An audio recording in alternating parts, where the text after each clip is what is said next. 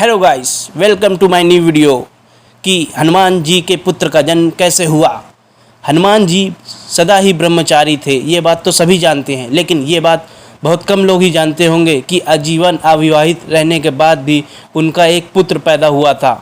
श्री राम के अनन्य भक्त, अनंत बलशाली, समुद्र को एक छलांग में लाग जाने वाले, शोले की लंका जलाने वाले बजरंगबली को लेकर कई कथाएं प्रचलित है। हालांकि उनके पुत्र के जन्म की कई कथा भी हम लोग जानते हैं। आइए जानते हैं हनुमान जी के पुत्र का जन्म कैसे हुआ। जब रावण भगवान राम से युद्ध में हारने लगा तो उसने पाताल लोक के स्वामी अहिरावण को श्री राम और लक्ष्मण का अपहरण करने के लिए मजबूर किया। अहिरावण अत्यंत मायावी राक्षस राजा था। उसने हनुमान का रूप धारण करके श्री राम और लक्ष्मण का अपहरण किया और उन्हें पाताल लोक लेके चला गया। जब इस बात का पता चला तो भगवान राम के शिविर में हाहाकार मच गया और उनकी खोज होने लगी।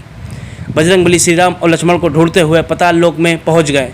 पाताल लोक के 7 द्वार थे और हर द्वार पर एक पहरेदार था।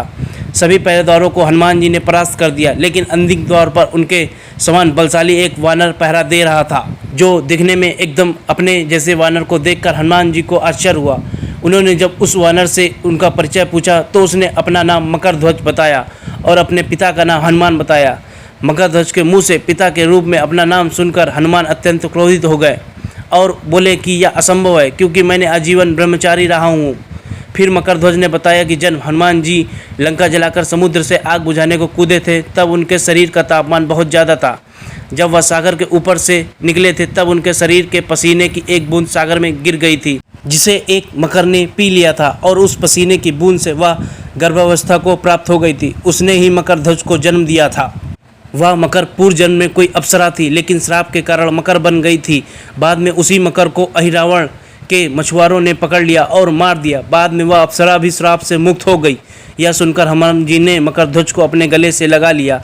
हालांकि अपने पिता के रूप में हनुमान जी को पहचानने के बाद भी मकरध्वज ने हनुमान जी को अंतर नहीं जाने दिया।